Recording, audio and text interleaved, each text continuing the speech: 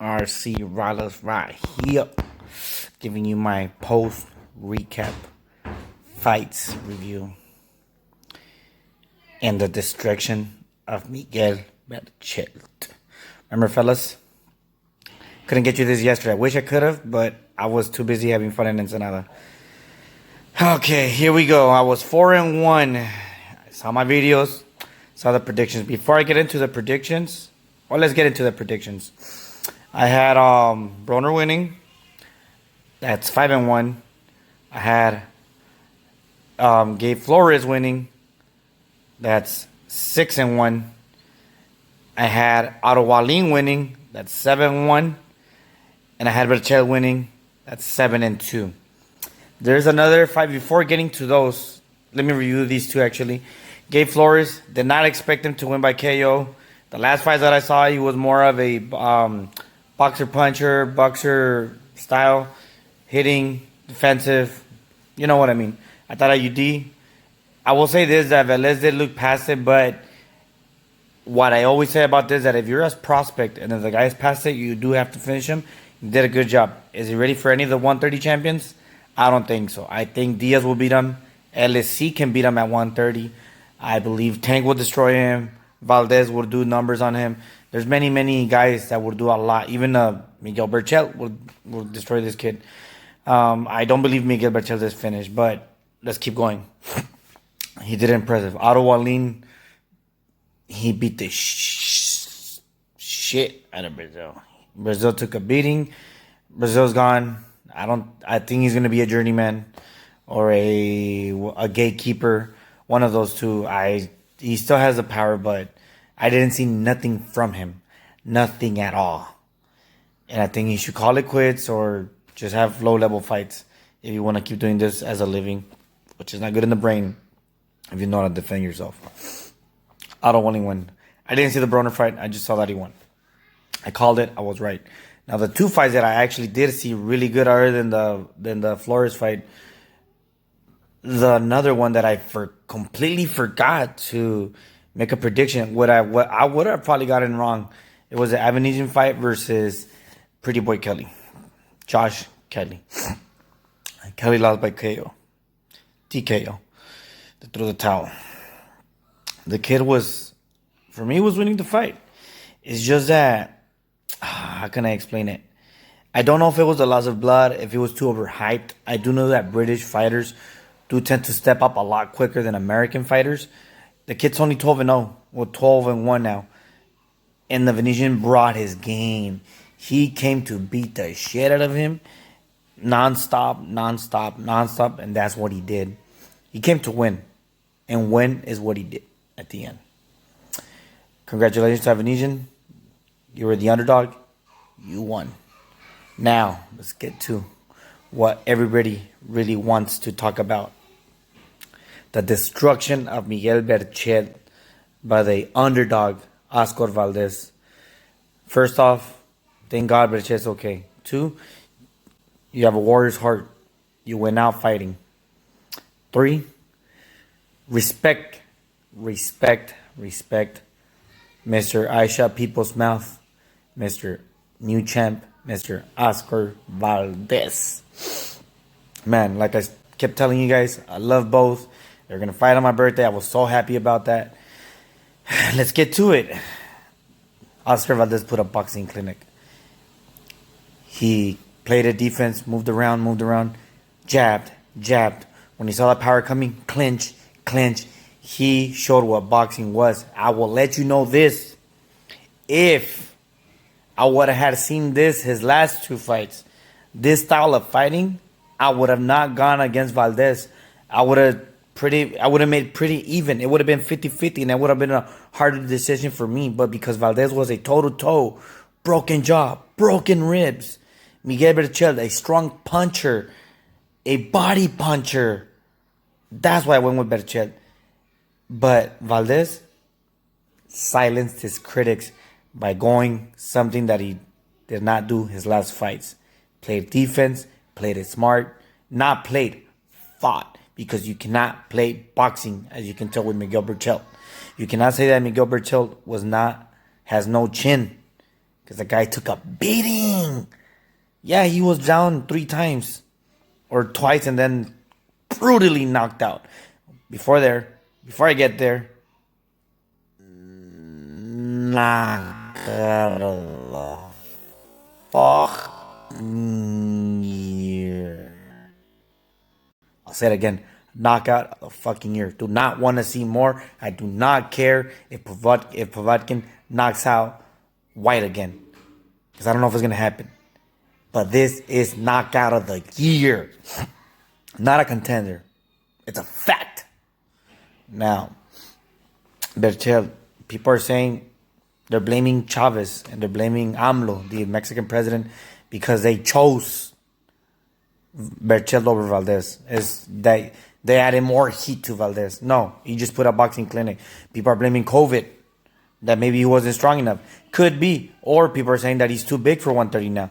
Could be. The still is that he's a champion. He decided to take the fight, and he was not the underdog. One thing that I did notice, what happened to his body punching. Bro, you always fight body. That's how you stop the runners, or I would call the boxing purists. Valdez could have moved his head all the time. He could have jabbed. If he was moving and moving and moving, aim for the body. The body's bigger than the head. What happened? That's what I don't get about some boxers, that just because you think that some guy is chini, you want to completely knock his head off. You have to start somewhere, and you start in the body to end the oxygen and then knock him out. I will blame this on the coaches on that brutal knockout in the 10th. When round 9 ended, that he was completely no legs, they asked him, ¿Cómo te sientes? In English, says, how do you feel? Miguel Berchelt said, valió verga. Basically, in English is, I'm fucked. Or, I'm done. It's over. That's what valió verga means, that.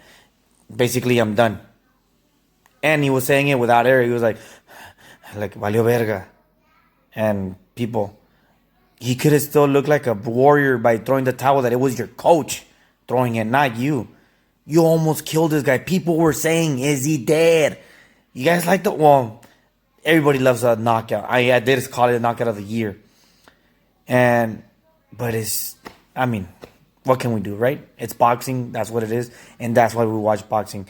The difference, why I keep saying that this is a knockout over the year, as opposed to when I said not to Tank, because when Tank fought Leo Santa Cruz, everybody was expecting a knockout, because it was not a fair fight, at least to many observers that like boxing. This fight, it was the underdog who knocked him out. And even if you had Valdez winning, you did not have Valdez knocking him out cold. Like Mortal Kombat style. Mortal Kombat style. Oscar Valdez put a boxing clinic.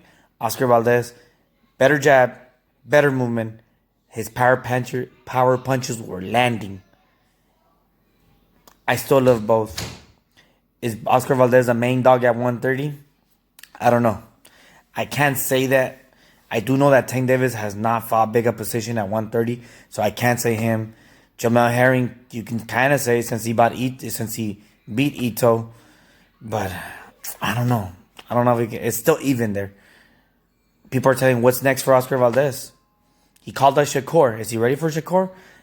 After what I saw to what he did to Miguel, I believe Oscar Valdez has more power than Shakur. Can he land, though? Because Shakur is a great defensive player. People are saying, well, Loma dropped down. He wanted to fight Berchelt, or at least that's what we thought. Loma keeps saying he's going to be at 135. 130 just got more interesting. Valdez can definitely fight the winner of Frampton versus Herring. Valdez can definitely fight Shakur. He can call out Jojo Diaz. He can call out Abner Mares. Those are fights that I've always wanted to see. Mexican warriors. Because they always put in a show. And by watching this, I believe Valdez is ready for 130. I didn't think so, but after this, he's gonna stay at 130 and he's gonna win some. He's gonna win some. I want to say the top 4 dogs is definitely Valdez, Tank at 130, Shakur, and the winner of Frampton. I believe Oscar Valdez can beat Diaz and the guy he beat, the one he drew with Rakimov. I do believe Valdez can beat him as well as the other guys. Other guys, sorry, not gays, guys. But Is he the top dog? I don't think so. It's too soon to call him that. What's next? I don't know. Is Miguel Berchelt over? After that brutal knockout, people would say that it's really hard for someone to come out like that. I don't think it's over for him. He's a warrior. When he started his career, he was knocked out in the first round like that. And basically, it is what it is.